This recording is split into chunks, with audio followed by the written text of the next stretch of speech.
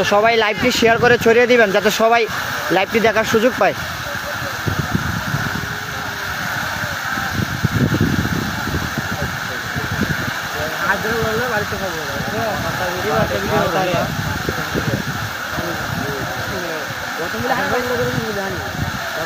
সাকিব, এই যে আমরা মোটর বয়াইছিলাম না বাড়ির পাশে, তো ওই জায়গায় মোটর ছাড়া হয়েছিল নিচে, তো হঠাৎ করে 5-7 মিনিট চলার পরে কি হয়েছে যে মোটর সহ মানে গ্যাসের উপরে টেলা দিয়ে বার করে সব আইনা ফালাই দিছে। তো এখন গ্যাস এইরকমভাবে উঠতেছে, ফায়ার সার্ভিসের একটা ইউনিট আইছে, তো তারা বলতেছে ওইটা নাকি তাদের পক্ষে কিছু করা সম্ভব না, এটা নাকি গ্যাস।